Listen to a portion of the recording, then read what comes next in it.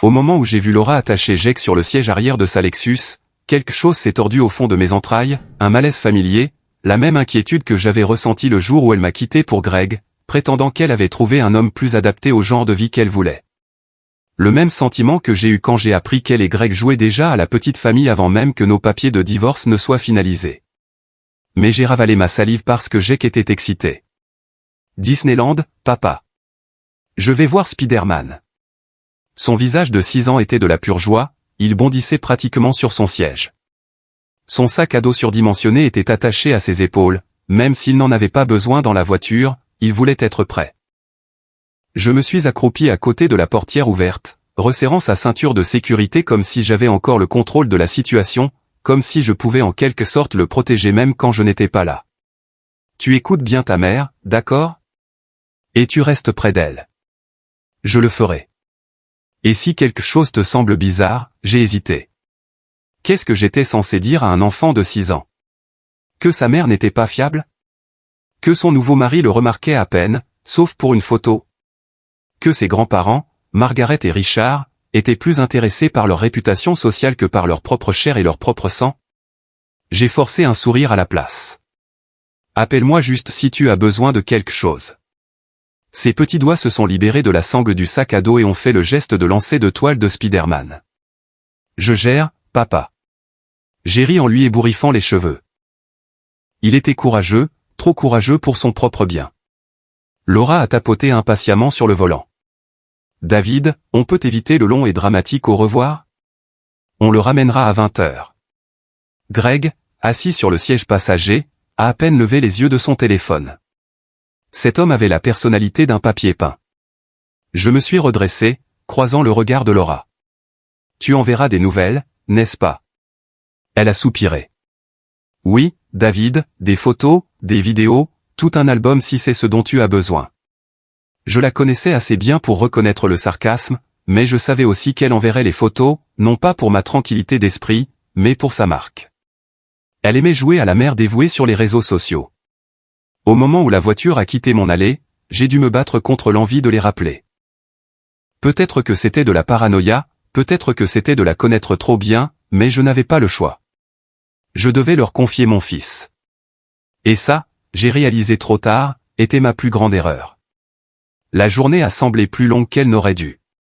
J'ai fait les choses machinalement, répondant aux emails, assistant à des réunions, m'assurant d'avoir l'air engagé pendant que mon patron parlait de rapports trimestriels.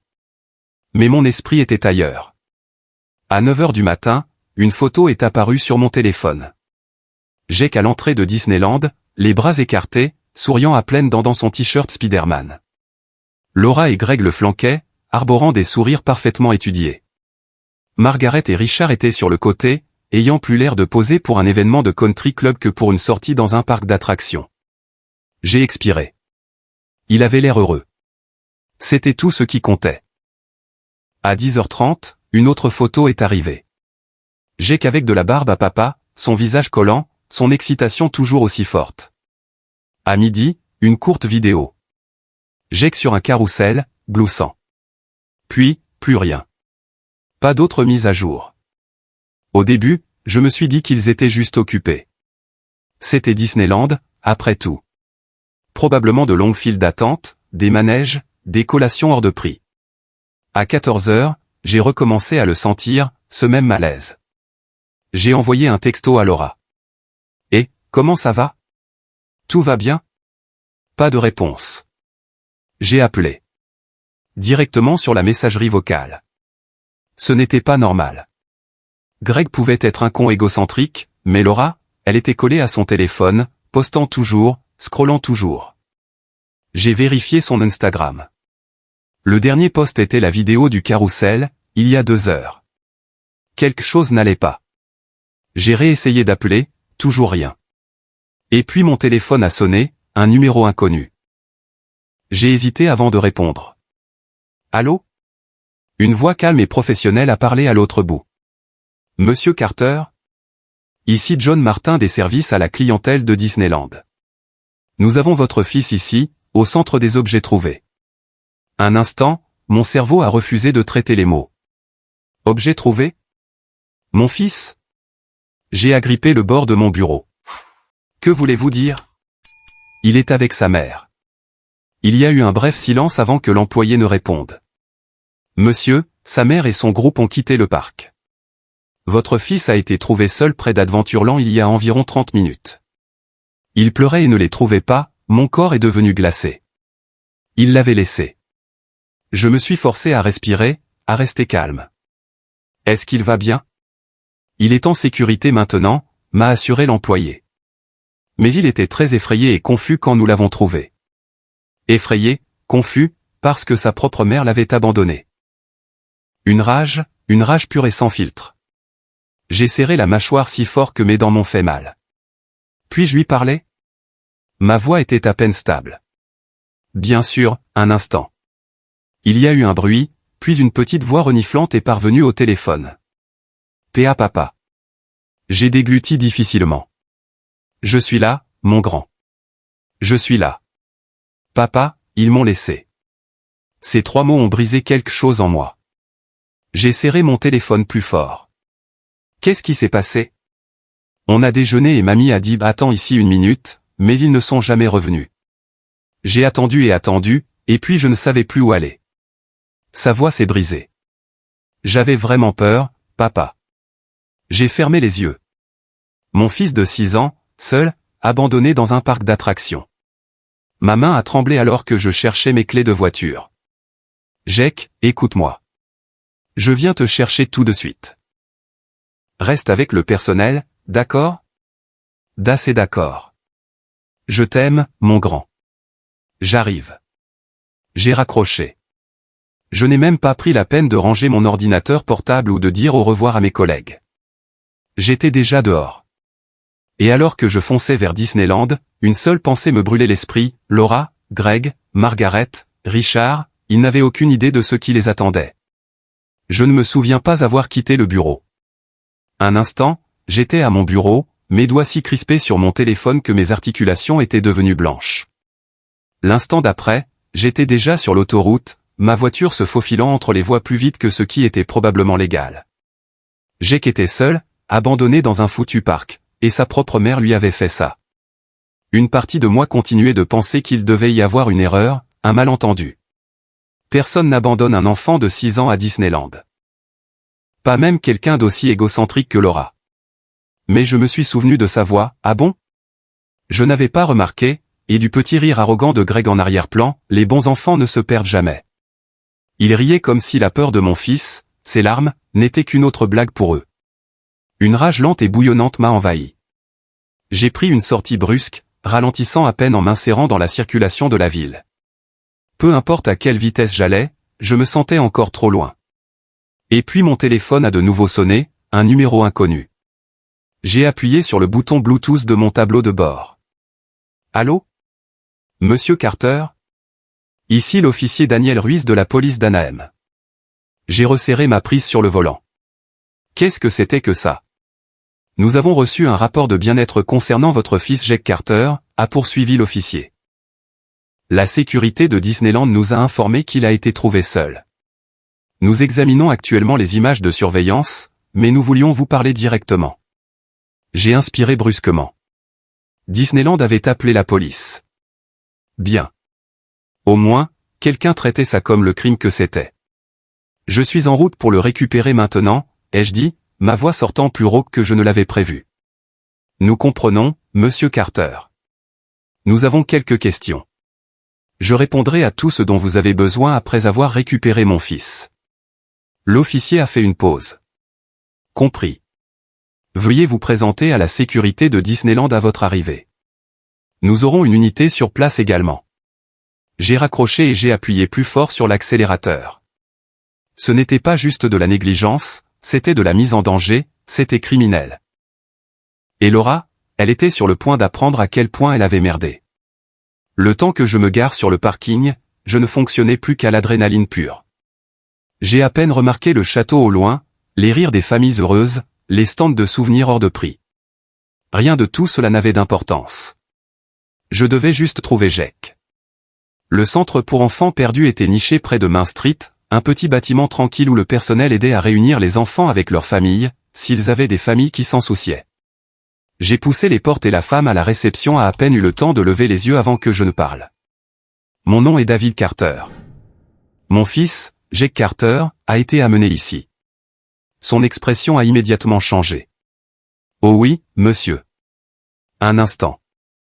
Elle a montré une petite salle d'attente et là, recroquevillé sur une chaise, serrant son sac à dos Spider-Man comme une bouée de sauvetage, se trouvait mon fils. Jake. Sa tête s'est redressée, ses grands yeux bruns se sont écarquillés, et à la seconde où il m'a vu, il a éclaté en sanglots. Je n'ai même pas réfléchi. Je suis tombé à genoux et je l'ai pris dans mes bras. Il s'est accroché à moi, son petit corps tremblant, ses doigts s'enfonçant dans ma chemise. Je l'ai entendu marmonner quelque chose contre mon épaule. Quoi, mon grand? Je me suis reculé juste assez pour voir son visage, écartant ses cheveux en désordre de ses yeux. J'ai cru que tu ne viendrais pas, a-t-il murmuré. Jésus-Christ. J'ai dû déglutir difficilement pour retenir mes propres émotions. J'ai pris son visage en coupe, le forçant à me regarder. Et, je viendrai toujours te chercher. Toujours. Tu m'entends? Sa lèvre inférieure a tremblé. Il a hoché la tête. As-tu mangé quelque chose? Ai-je demandé doucement. Il a reniflé. J'ai eu un hot dog, mais j'ai encore faim. J'ai pris une grande inspiration, essayant de me calmer. Première priorité, ramener Jake à la maison, lui donner à manger, le mettre en sécurité. Tout le reste viendrait plus tard. Un homme en uniforme de Disneyland s'est approché de moi. Monsieur Carter? Je me suis retourné, tenant toujours Jake. Oui. Mon nom est John Martin. Je suis le superviseur de la sécurité ici. Si vous avez un moment, nous aimerions vous montrer les images de surveillance. J'ai senti les doigts de Jake se resserrer sur ma manche. J'ai baissé les yeux vers lui. Mon grand, tu veux venir ou tu veux rester ici? Il a hésité, puis, agrippant ma main, il a murmuré, je veux venir. J'ai embrassé le sommet de sa tête.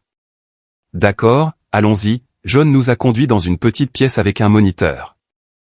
Il a appuyé sur lecture et ce que j'ai vu m'a fait bouillir le sang. À 14h15, les images montraient Jake assis à un restaurant en plein air à Adventureland. Laura se coiffait dans le reflet de son téléphone, ne prêtant guère attention. Margaret ajustait son foulard en soie coûteux, regardant Jake comme s'il était un fardeau. Puis Laura s'est levée. Elle s'est penchée, a tapoté la tête de Jake et a dit quelque chose. John a mis la vidéo en pause et a zoomé. L'audio était clair. Attends ici, d'accord? On revient tout de suite. Puis elle, Greg, Margaret et Richard sont partis. Jake est resté assis là, seul, attendant. 30 minutes. À 14h45, une autre caméra a capturé Laura et Greg sortant du parc, riant. Margaret et Richard étaient juste derrière, transportant des sacs de course. Et mon fils était toujours assis là, attendant. Ils n'ont jamais regardé en arrière. Ils n'ont même pas hésité. J'ai entendu Jake renifler à côté de moi. J'ai continué à attendre, a-t-il murmuré. Je pensais qu'ils allaient revenir. J'ai serré le poing si fort que mes ongles se sont enfoncés dans mes paumes. Je me suis tourné vers John, ma voix tranchante. Puis-je avoir une copie de ces images? Il a hoché la tête. Absolument. Nous fournirons tout aux autorités également. Autorités. Bien. Parce que maintenant, c'était la guerre. J'ai quitté le bureau de la sécurité avec la main de Jake dans la mienne et à la seconde où je suis sorti, j'ai appelé Laura. Elle a répondu à la deuxième sonnerie. David, je suis en plein. Où diable es-tu? Elle a soufflé. À la maison, évidemment. Pourquoi? Ma prise sur mon téléphone s'est resserrée. Jake a été abandonné à Disneyland. Seul. Au centre des objets trouvés. Je viens de le récupérer. Silence. Puis un rire. Elle a vraiment ri. Ah bon? Je n'avais pas remarqué. Et en arrière-plan, Greg a ricané. Les bons enfants ne se perdent jamais. J'ai vu rouge. J'ai pris une grande inspiration, contrôlée, mortelle. Tu trouves vraiment ça drôle? Ma voix était calme, mais elle aurait dû reconnaître le danger qu'elle contenait. Elle ne l'a pas fait. David, arrête d'être dramatique. Il allait bien, n'est-ce pas? J'ai souri, un sourire dangereux et froid. Oh, Laura, ai-je dit, la voix basse. Tu n'as aucune idée de ce qui t'attend. Et j'ai raccroché. Le trajet de retour à la maison a été silencieux, trop silencieux. Jake était assis sur la banquette arrière, ses petites mains agrippant les bretelles de son sac à dos Spider-Man comme une bouée de sauvetage. Il ne l'avait pas lâché depuis que je l'avais récupéré au centre des objets trouvés de Disneyland. Son énergie habituelle, ses bavardages incessants sur les super-héros, les dinosaures et n'importe quel fait aléatoire qu'il avait appris ce jour-là avaient disparu. Au lieu de cela, il regardait par la fenêtre, les yeux dans le vague, le visage pâle. Je l'ai regardé dans le rétroviseur. Je détestais ce silence. Mon grand, ai-je essayé, en gardant ma voix douce, ça va? Ses épaules se sont tendues avant qu'il n'acquiesce. Un mensonge. Je le savais et il savait que je le savais. J'ai resserré ma prise sur le volant, forçant ma voix à rester calme, stable. Tu n'es pas obligé de parler si tu ne veux pas, ai-je dit, en gardant les yeux sur la route. Mais je suis là, d'accord? Silence. Et puis un murmure. Papa. J'ai expiré, soulagé d'entendre sa voix. Oui, mon grand. Il a hésité. Je pouvais le voir, ses petites mains agrippant plus fort le sac à dos, ses lèvres se pressant l'une contre l'autre. Puis sa voix s'est brisée. J'ai cru que tu ne viendrais pas, les mots m'ont frappé comme un marteau en pleine poitrine. J'ai inspiré brusquement. Jake, pourquoi penserais-tu ça?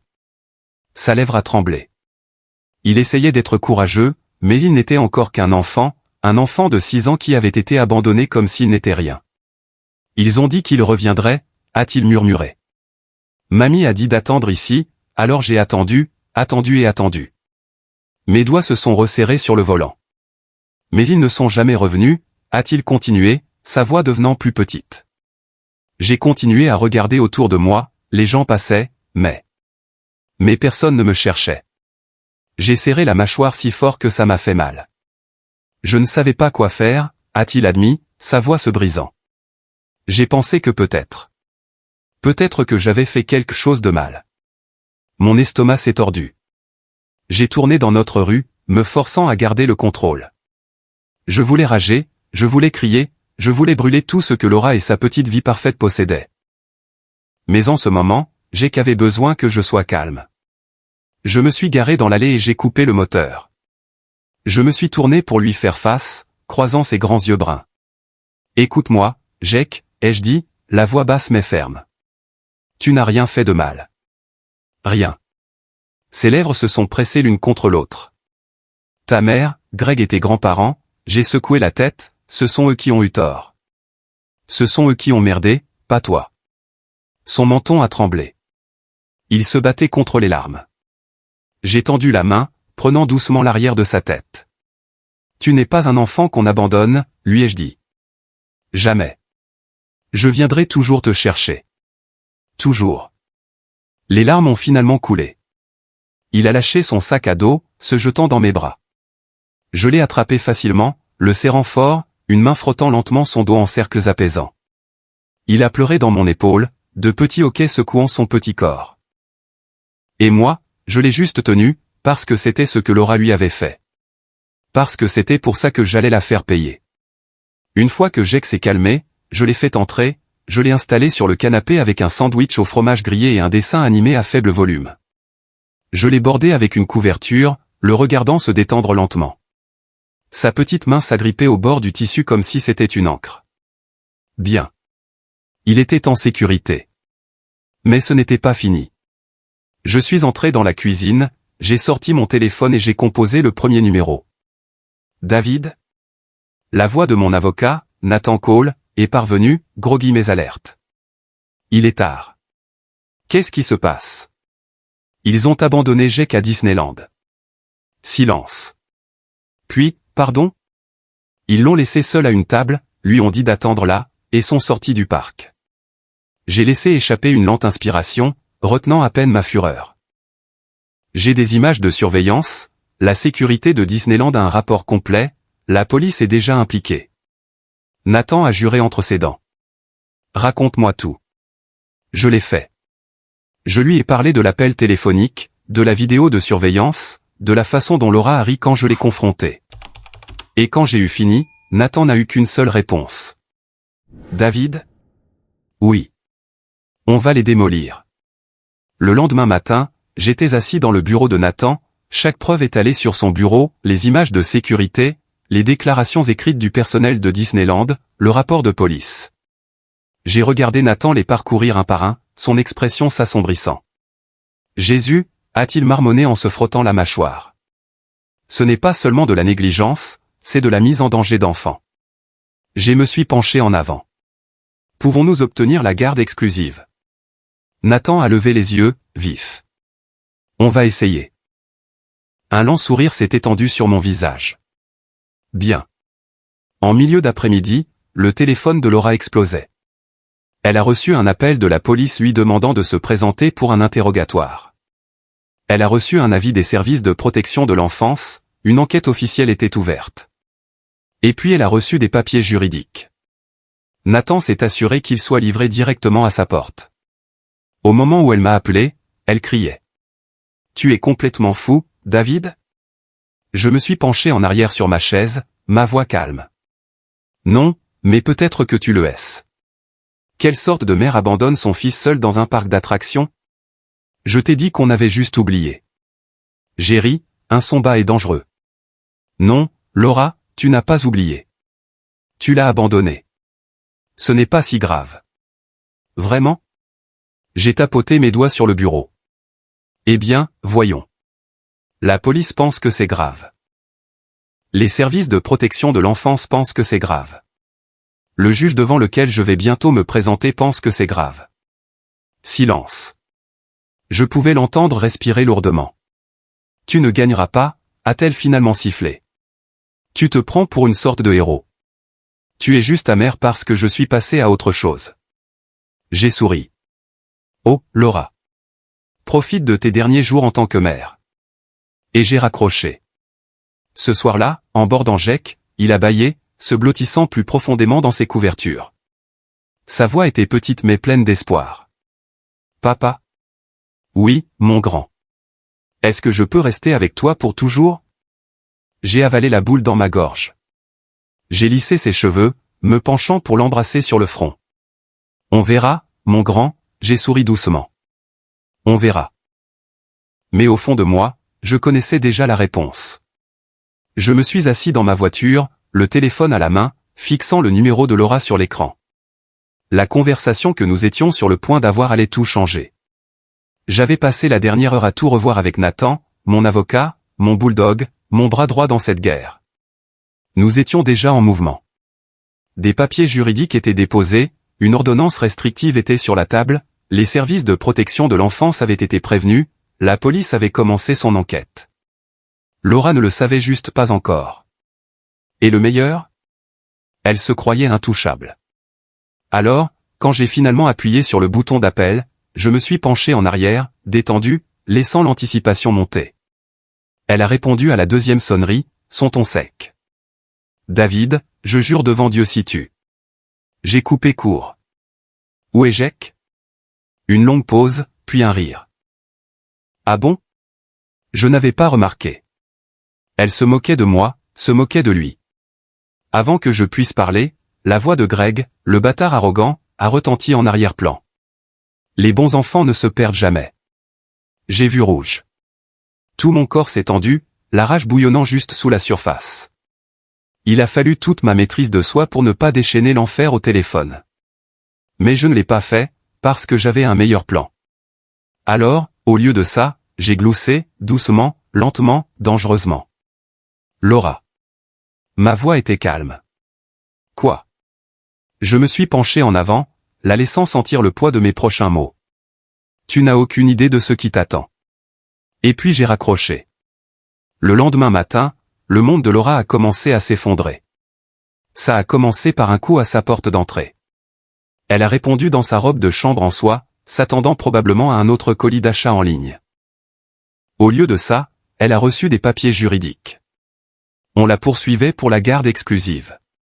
La documentation était épaisse, des pages de preuves, y compris les images de sécurité de Disneyland la montrant sortant du parc sans un second regard pour Jack, des déclarations de témoins de plusieurs membres du personnel qui l'avaient trouvé seul et en pleurs, un rapport de police officiel indiquant que Jake avait été trouvé déshydraté et en détresse, une plainte des services de protection de l'enfance pour mise en danger d'enfants. Sa vie parfaitement organisée s'est brisée. Greg, debout derrière elle, a plissé les yeux devant les papiers, la confusion se transformant en panique. « Qu'est-ce que c'est que ce bordel ? » « Ce n'est rien », a-t-elle claqué, parcourant les pages. Son visage a pâli en atteignant la fin. Une convocation au tribunal, une audience de garde d'urgence, et au bas, une demande d'ordonnance restrictive l'empêchant de voir Jake jusqu'à nouvel ordre. Ses mains tremblaient. Greg a arraché les papiers de ses mains, les parcourant rapidement. « C'est grave », a-t-il marmonné. « Très grave. »« Non, ce n'est pas le cas. » Elle a dégluti, secouant la tête. David essaie juste de faire une scène. Il ne gagnera pas, mais Greg n'était pas si sûr, car au fond, ils savaient tous les deux que je venais pour eux. En milieu d'après-midi, l'histoire s'était déjà répandue. Margaret et Richard, ses parents, les soi-disant élites de la haute société, étaient à leur country club quand la nouvelle les a frappés. Une autre mondaine, une vieille amie de Margaret, s'est approchée d'elle au brunch avec un sourire poli mais pointu. Alors, j'ai entendu parler de Disneyland. Margaret a froncé les sourcils, posant son mimosa. Quoi à propos de Disneyland ? Oh, juste que votre petit-fils a été trouvé seul dans un parc d'attractions pendant que vous étiez. Quoi, déjà ?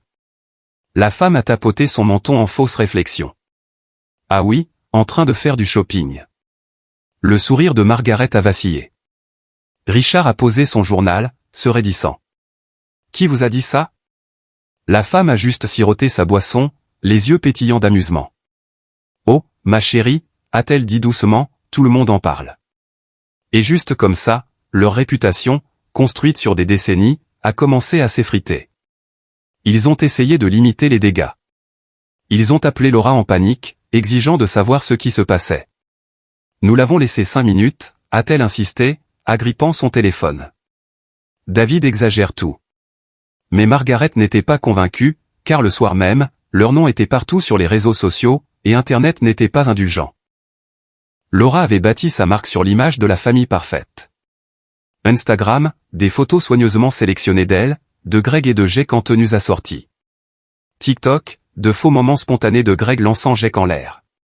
Des légendes indiquant, #objectif famille recomposée. Des vidéos de conseils parentaux sur YouTube où elle parlait de faire passer son enfant en premier. Mais maintenant, ses commentaires étaient inondés de rage. Tu as abandonné ton enfant seul à Disneyland ? Comment te sens-tu d'être la pire mère d'Amérique ? Protéger Jake à tout prix. Les services de protection de l'enfance devraient lui retirer son enfant. Son nombre d'abonnés a chuté. Les sponsors ont commencé à se retirer un par un. La marque avec laquelle elle travaillait a rompu ses liens avec elle. Et quand Greg a réalisé que tout leur revenu s'évaporait du jour au lendemain, il a perdu la tête. Tu m'as dit que ce n'était pas grave, a claqué Greg, arpentant leur salon. Laura était assise sur le canapé, faisant défiler son téléphone, son visage tordu par le stress. Ça ne l'est pas, a-t-elle marmonné. Les gens oublieront dans une semaine. Greg s'est retourné, les yeux fous. Notre compte en banque n'a pas une semaine, Laura. Elle l'a fusillé du regard. J'ai des économies. Oui, pour combien de temps ? Il a jeté les mains en l'air. Sais-tu même combien d'argent nous venons de perdre ? Rien que notre hypothèque. Laura a serré la mâchoire. Puis son téléphone a sonné. Elle s'est éclaircie un instant, pensant peut-être que c'était une marque offrant de gérer les dégâts. Mais quand elle a vu l'identifiant de l'appelant, son estomac s'est noué. Les services de protection de l'enfance. Elle s'est figée. Greg a remarqué. C'est qui ? Elle a hésité. Puis son téléphone a de nouveau sonné. Son avocat. Le visage de Greg s'est assombri. Que as-tu fait ? Les mains de Laura tremblaient en répondant, et à l'instant où elle l'a fait, son monde entier s'est effondré. Ce soir-là, alors que j'étais assis dans mon salon, regardant Jake jouer paisiblement avec ses Legos, j'ai ressenti un rare moment de paix. Parce que je savais, sans l'ombre d'un doute, que Laura était finie. Elle ne le savait juste pas encore. J'ai pris mon téléphone, faisant défiler les nouvelles, les mises à jour juridiques, les retombées sur les réseaux sociaux. Tout se déroulait selon le plan.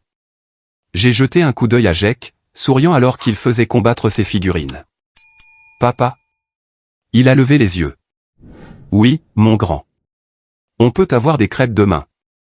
J'ai gloussé. Bien sûr, mon grand. Et pour la première fois depuis longtemps, je savais qu'elle ne lui ferait plus jamais de mal. Je me suis réveillé tôt le lendemain matin, mais je ne me sentais pas fatigué. Je me sentais concentré, d'une précision chirurgicale. Aujourd'hui était le jour où j'allais tout prendre à Laura, comme elle avait essayé de me prendre mon fils. Jake dormait encore dans sa chambre, sa petite silhouette enroulée sous sa couverture Spider-Man. Je me suis arrêté à sa porte, regardant la lente et régulière montée et descente de sa poitrine. En sécurité. Il était en sécurité. Mais si je ne finissais pas ce que j'avais commencé, si je ne détruisais pas le monde de Laura comme elle le méritait, cette sécurité ne durerait pas. Alors, je suis descendu, je me suis fait un café noir et j'ai sorti mon téléphone. Il était temps de mettre le feu. Nathan avait tout préparé. À midi, j'étais dans son bureau, passant en revue les derniers documents de garde. C'est béton, m'a assuré Nathan en parcourant les pages. Les images de sécurité seules sont accablantes, mais associées au rapport de police et à l'enquête des services de protection de l'enfance, elle n'a aucune chance. J'ai hoché la tête. Et pour l'ordonnance restrictive? Cette audience est fixée à la semaine prochaine. D'ici là, nous avons déjà une ordonnance temporaire l'empêchant de voir Jake. Ce n'était pas assez. Je voulais du permanent.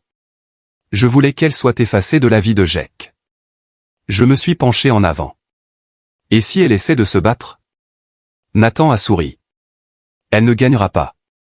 Le juge ne prendra pas de risque avec une mère qui a abandonné son enfant, surtout avec autant de preuves. J'ai expiré. Bien. J'ai signé la dernière page, appuyant plus fort que nécessaire sur le stylo. Déposez-le. Nathan n'a pas hésité. Il a ramassé les documents, s'est levé et a quitté le bureau. C'était fait. Et maintenant, j'étais prêt pour la deuxième étape. Laura se souciait de deux choses, elle-même et la façon dont les autres la voyaient. Alors, pendant que Nathan s'occupait de la salle d'audience, j'allais brûler le reste de son monde. J'ai sorti mon ordinateur portable et j'ai ouvert un message privé à l'une des plus grandes influenceuses parentales de Los Angeles, une femme que Laura admirait autrefois. J'ai joint les images de sécurité de Disneyland, le rapport de police, la plainte officielle des services de protection de l'enfance, et enfin, j'ai tapé « Je pense que les mères méritent de savoir la vérité sur l'une des leurs ». Puis j'ai appuyé sur envoyer et j'ai attendu. Il a fallu moins d'1 heure pour que ça explose. En fin d'après-midi, la vidéo était partout. Les gens ont vu les images, ils ont vu Laura s'éloigner, ils ont vu Jake assis seul à la table, attendant. Ils l'ont vu l'abandonner. Et Internet l'a mise en pièces. Le téléphone de Laura a sonné 19 fois avant qu'elle ne décroche enfin. « Qu'est-ce que tu as foutu ?» a-t-elle hurlé dès que j'ai répondu. J'ai siroté mon café, appréciant le son de sa panique. « Je ne sais pas de quoi tu parles », ai-je dit doucement. « Ne joue pas à l'idiot, David. Mes réseaux sociaux sont ruinés. » J'ai souri.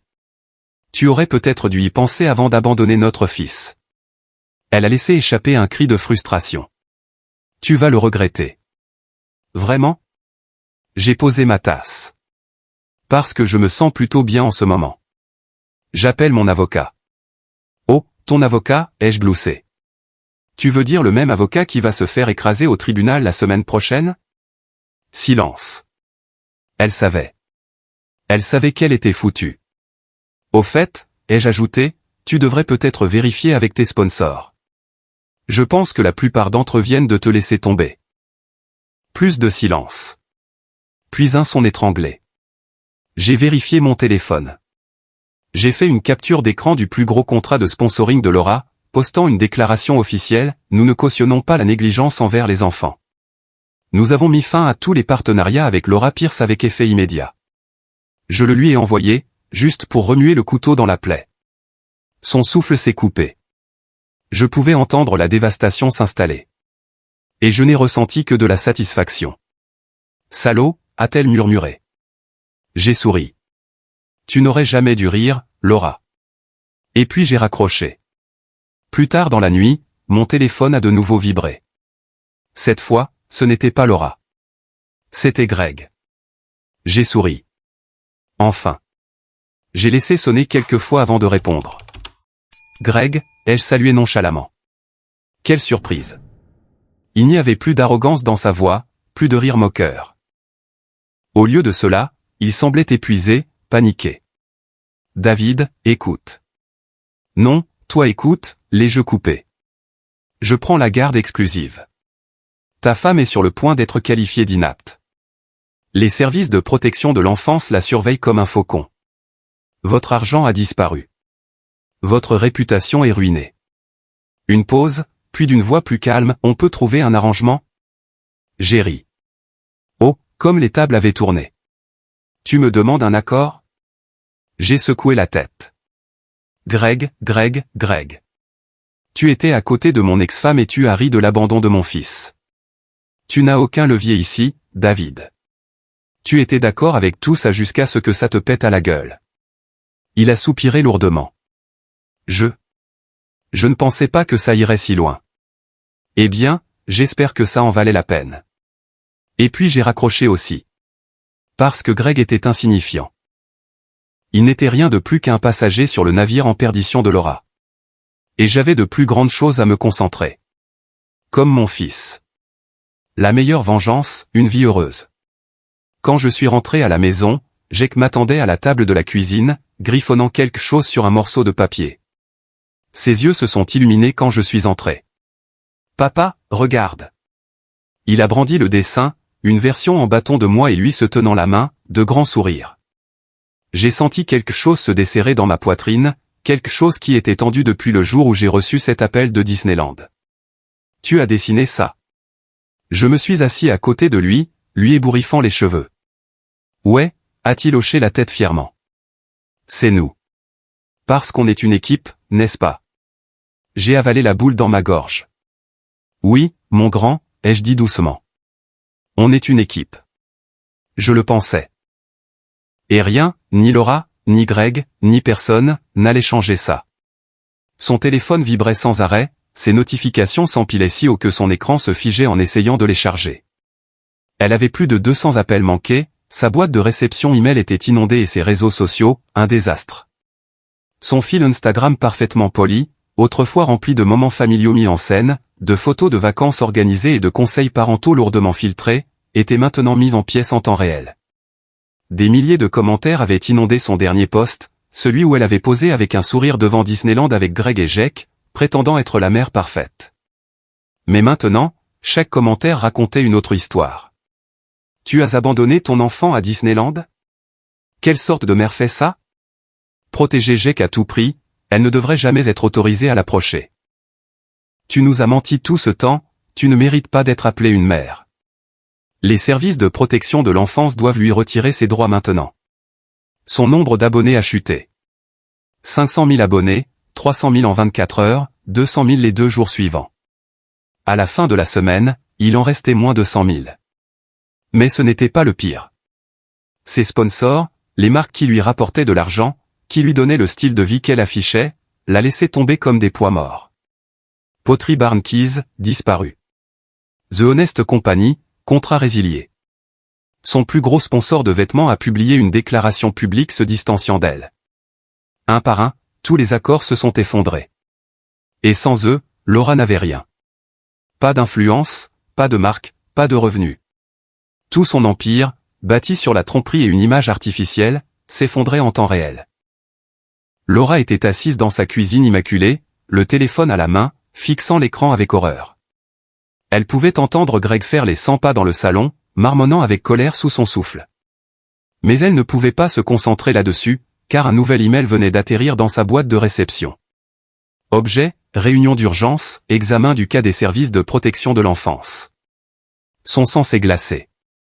Elle a cliqué avec des mains tremblantes. Chère mademoiselle Pierce, suite à l'incident à Disneyland, un examen a été initié concernant la sécurité et le bien-être de Jake Carter.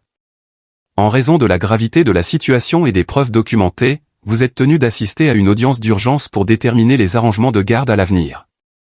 Date, lundi, 9h. Lieu, tribunal des affaires familiales de Los Angeles. Le défaut de comparution peut entraîner la perte immédiate de la garde. Cette affaire est maintenant sous enquête officielle. Cordialement, les services de protection de l'enfance. Ses mains se sont mises à trembler, sa vision s'est brouillée. Ça ne pouvait pas arriver. Ce n'était pas réel. Mais ça l'était. Et soudain, elle a réalisé à quel point elle avait merdé. « Laura, qu'est-ce que tu as foutu ?» La voix de Greg a retenti dans la maison. Elle a tressailli alors qu'il faisait irruption dans la cuisine, agitant son téléphone comme une arme. « As-tu vu ça ?» Il le lui a mis sous le nez. L'écran montrait un post viral, les images de sécurité de Disneyland circulant maintenant sur toutes les plateformes de médias sociaux. Les images la montraient clairement s'éloignant, Greg, Margaret et Richard, tous riant en sortant du parc, Jake laissé assis seul à la table. C'était indéniable. Le visage de Greg était pâle de fureur. « J'ai perdu mon travail à cause de ça, Laura. » L'estomac de Laura s'est tordu. « Quoi ? Mon patron a appelé ce matin. » Sa voix était froide, amère. Il m'a dit qu'il ne voulait pas de ce cauchemar de relations publiques. Je suis viré. L'esprit de Laura a tourné. Non, non, non. Ce n'est pas possible. Aussi, c'est possible, a claqué Greg. Parce que contrairement à toi, je travaille vraiment pour gagner ma vie. Mais grâce à toi, j'ai tout perdu. Elle a ricané. Ne me blâme pas pour ça. On est dans le même bateau. Greg a laissé échapper un rire sombre et sans humour. Non, Laura, tu m'as entraîné là-dedans. J'allais bien avant toi et ton influence. Il a expiré brusquement, passant une main dans ses cheveux. Et maintenant, nous n'avons aucun revenu. Sa poitrine s'est serrée. Son compte en banque avait considérablement diminué depuis que les sponsors avaient commencé à se retirer. Greg a vu la panique sur son visage. Ses yeux se sont rétrécis. Attends. Il s'est approché. Combien d'argent nous reste-t-il ? Elle a hésité. Laura. Elle a dégluti difficilement. Assez. Sa mâchoire s'est crispée. Combien ? Elle s'est léché les lèvres. Peut-être 40 000 $. Silence. Puis Greg a explosé. Espèce de... Elle a tressailli alors qu'il attrapait ses clés, son visage rouge de rage. J'en ai marre, a-t-il craché.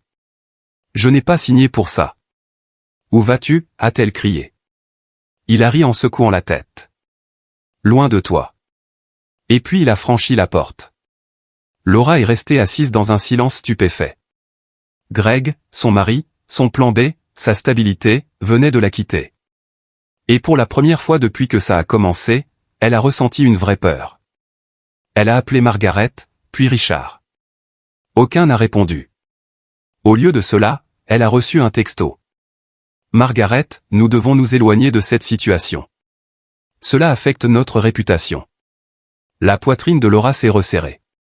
Elle a rappelé. Directement sur la messagerie vocale. Elle ne perdait pas seulement des sponsors.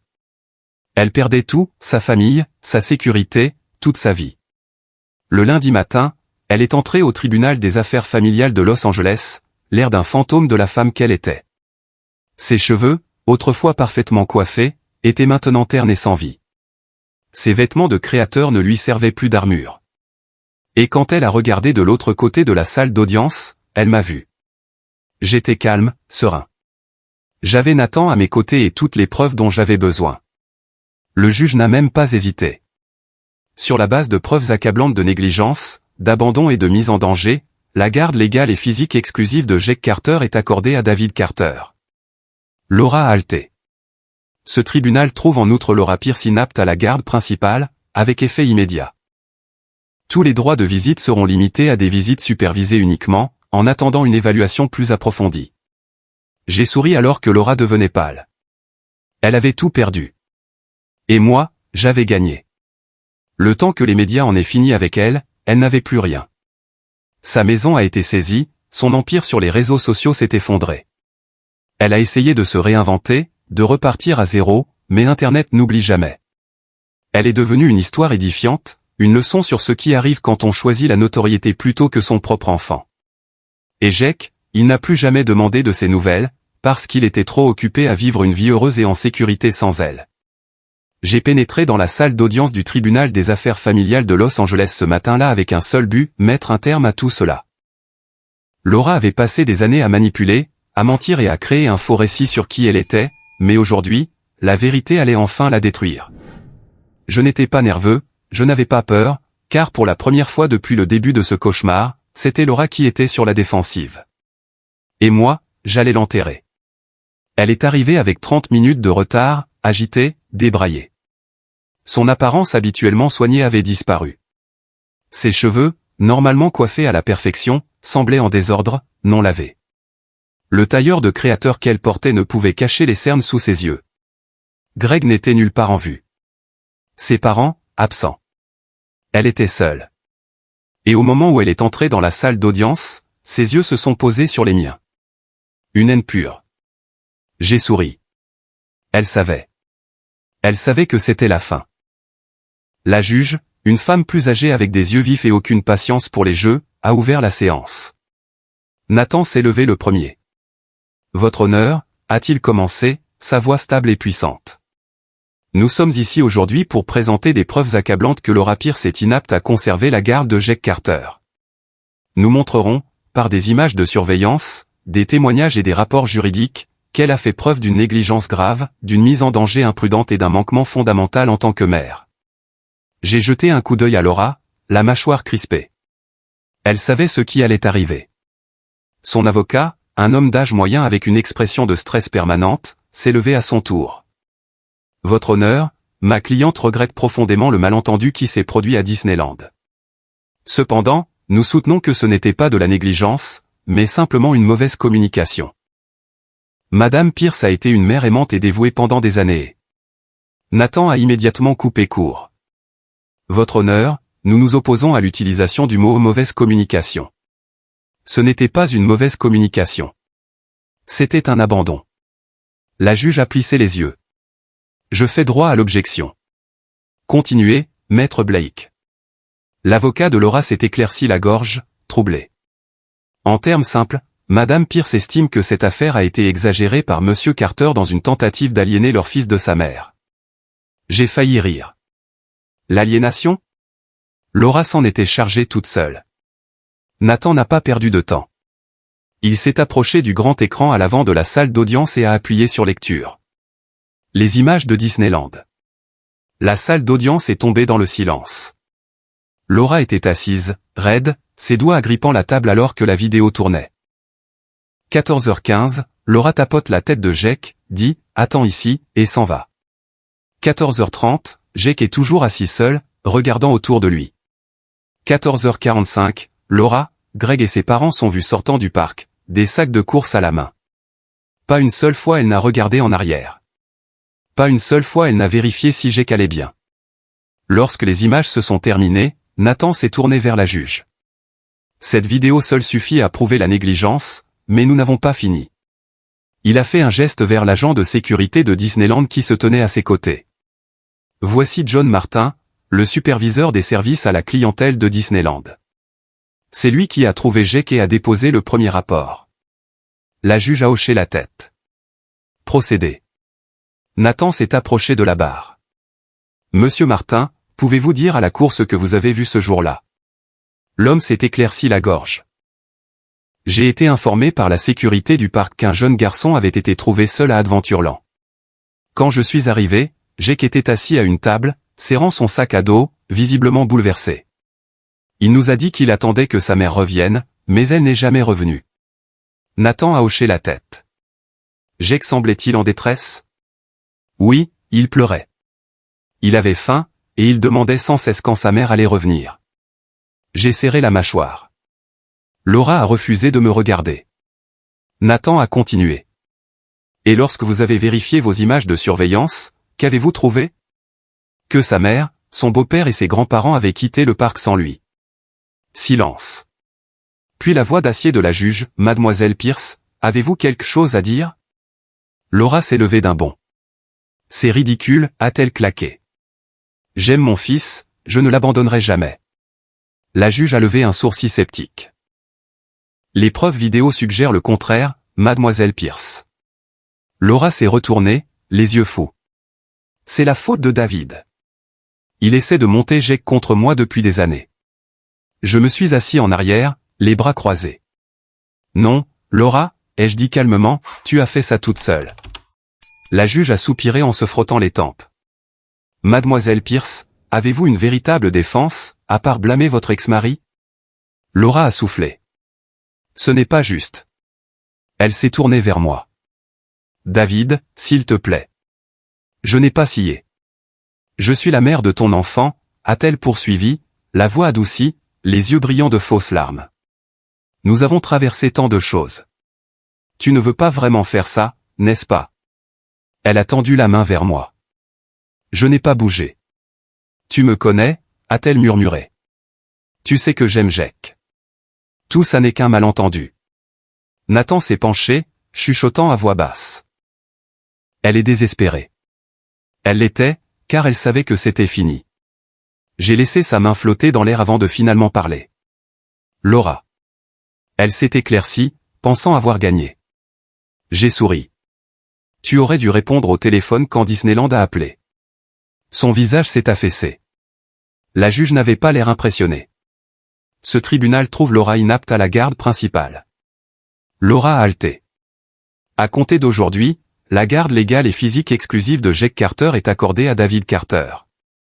Des larmes ont coulé de ses yeux. Attendez. Tous les droits de visite, a poursuivi la juge, seront limités à des visites supervisées uniquement, en attendant une évaluation plus approfondie. Non, vous ne pouvez pas faire ça, a plaidé Laura. David, s'il te plaît. Je me suis levé. Tu l'as abandonné, Laura. Son visage s'est décomposé. Et juste comme ça, elle a tout perdu. Jake et moi étions dans la cuisine à faire des crêpes. Son rire remplissait l'air alors qu'il essayait d'en retourner une lui-même, la faisant presque voler. Je l'ai attrapée avant qu'elle ne touche le sol, secouant la tête avec un petit rire. Bel essai, mon grand. Il a souri. La prochaine fois, je l'aurai. J'ai ébouriffé ses cheveux. J'en suis sûr. Un instant, il est resté silencieux, remuant la patte d'un air absent. Puis sa voix s'est adoucie. Papa? Oui, mon grand. Il a hésité. Est-ce que je dois la revoir? J'ai soupiré, posant la spatule. Pas si tu ne veux pas, il a hoché la tête lentement. D'accord. Puis avec un petit sourire, merci, papa. J'ai expiré, un soulagement me submergeant, car au final, la meilleure vengeance n'était pas d'abattre Laura. C'était de s'assurer qu'elle n'ait plus jamais le pouvoir de le blesser. Et tant que je serais là, elle ne le ferait jamais. Il s'était écoulé un an, une année entière depuis que j'étais sorti de cette salle d'audience avec la garde exclusive de Jake. Un an depuis que Laura avait tout perdu, ses droits de mère, son empire sur les réseaux sociaux, son mariage et ce qui restait de sa dignité. Et moi, j'avais gagné. Pas seulement au tribunal, pas seulement légalement, mais de la manière qui comptait le plus. Parce que Jake, il était heureux. Et ça, c'était tout ce qui comptait. Papa, tu peux couper la croûte de mon sandwich? La voix de Jake a retenti dans la cuisine alors qu'il était assis sur l'îlot, donnant des coups de pied dans le vide tout en grignotant un morceau de fruit. J'ai gloussé, prenant le couteau à beurre. Bien sûr, mon grand. Mais rappelle-moi, pourquoi détestes-tu la croûte? Il a plissé le nez. Je ne sais pas, ça a juste un goût bizarre. J'ai plissé les yeux de manière ludique. Tu devras commencer à en manger un jour. Il a secoué la tête de manière dramatique. Jamais de la vie. J'ai souri, finissant son sandwich et le mettant dans sa boîte à lunch. La même routine simple, les mêmes matins paisibles. Une vie normale. Une vie où il ne se réveillait pas effrayé, où il n'avait pas l'impression de marcher sur des œufs, attendant que sa mère se donne la priorité sur lui. Où il ne se demandait pas s'il était assez bien pour être aimé. Maintenant, il le savait. Parce que chaque jour, je le lui montrais. Elle n'avait pas été dans la vie de Jake depuis des mois. Au début, elle a essayé. Elle a appelé, a supplié, a juré qu'elle avait changé, que tout avait été une erreur, qu'elle méritait d'être dans sa vie. Mais Jake, il ne voulait pas d'elle. Il a pleuré les premières fois qu'elle a appelé, confus, déchiré entre la mère qu'il aurait souhaité qu'elle soit et la réalité de qui elle était. Mais ensuite, les appels ont cessé de le rendre triste. Et un soir, alors que nous étions assis sur le canapé à regarder un film, il s'est tourné vers moi et a demandé, « Papa, est-ce que je dois lui parler ?» J'ai étudié son visage, ses petits doigts pinçant le bord de sa couverture. J'ai pris une grande inspiration. Seulement si tu en as envie, mon grand. Il y a réfléchi, puis a secoué la tête. Je n'ai pas envie. Et c'était tout. Laura l'avait perdu le jour où elle était partie. Elle ne s'en était juste pas encore rendue compte. Un après-midi, j'ai eu un coup à la porte. Quand j'ai ouvert, une femme se tenait là, une travailleuse sociale des services de protection de l'enfance. Elle m'a fait un sourire poli. « Monsieur Carter ?» J'ai hoché la tête. « Oui, c'est moi. » Elle a feuilleté un dossier, puis m'a tendu un document. Voici le rapport officiel clôturant le dossier de Laura Pierce. J'ai parcouru la page. C'était final. Les services de protection de l'enfance avaient terminé leur enquête et avaient déterminé que Laura n'était pas apte à avoir la garde, maintenant ou dans un avenir prévisible. Ses droits n'étaient pas complètement terminés, mais elle ne pourrait jamais obtenir de visite non supervisée. Et considérant que Jake ne voulait pas la voir, elle n'avait aucun moyen de revenir. J'ai croisé le regard de la travailleuse sociale. Alors, qu'est-ce que ça veut dire pour elle? Elle a haussé les épaules. C'est à elle de voir. Mais de notre côté, elle a perdu. J'ai hoché la tête, expirant lentement. Je le savais déjà. Mais le voir par écrit, c'était comme le dernier clou dans son cercueil. Un jour, environ 6 mois après la décision du tribunal, Jake est rentré de l'école, rayonnant. « Papa, devine quoi ?» J'ai souri, posant mon travail. « Quoi ?» Il a jeté son sac à dos sur le canapé et a bondi avec enthousiasme. « J'ai fait l'équipe de football. » J'ai cligné des yeux. « Tu as passé les sélections pour le football ?» « Ouais », a-t-il hoché la tête avec empressement. « Le coach a dit que j'étais vraiment rapide. » J'ai gloussé en secouant la tête. « C'est génial, mon grand. » Et c'était génial. Parce que ça, c'était ça qui comptait. Jake n'avait plus peur. Il faisait des choses normales d'enfant, essayait de nouvelles activités, se faisait des amis, riait comme il était censé le faire. Il n'était plus le petit garçon effrayé assis seul à une table, attendant que sa mère revienne. Cette version de lui avait disparu, remplacée par un enfant qui s'épanouissait. Et moi, je n'échangerais ça pour rien au monde. C'est arrivé par accident. J'étais sorti faire des courses, faisant les provisions pour la semaine, quand je l'ai vue. Elle était dans la file d'attente, seule. Pas de vêtements chers, pas de sac de créateur, pas de Greg. Ses cheveux étaient attachés en une queue de cheval en désordre et elle portait un sweat à capuche qui avait l'air 2 tailles trop grand. Elle avait l'air fatiguée, plus âgée. Les années ne lui avaient pas été clémentes. Quand nos regards se sont croisés, elle s'est figée. Un instant, elle a eu l'air de vouloir dire quelque chose, peut-être pour supplier, peut-être pour se battre, peut-être juste pour prouver qu'elle avait encore un certain pouvoir sur moi. Mais elle ne l'a pas fait. Elle a juste détourné le regard. Et c'est la dernière fois que je l'ai vue. Une nuit, en bordant Jake, il a fixé le plafond un long moment avant de parler. « Papa ?» ?»« Oui, mon grand. »« Tu penses qu'elle est désolée ?» J'ai soupiré en passant une main dans ses cheveux. « Je ne sais pas, ai-je admis. »« Peut-être. » Il est resté silencieux. Puis, je ne pense pas que ça ait d'importance. J'ai cligné des yeux, surpris. Non.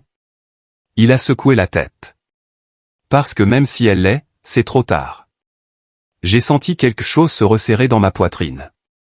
Pas de mauvaise manière, d'une manière qui me disait que Jake était enfin passé à autre chose. La meilleure vengeance, une vie heureuse. 1 an après avoir obtenu la garde exclusive, nous avons célébré avec un voyage à Disneyland, juste lui et moi. Pas de distraction, pas d'anxiété, pas d'attente.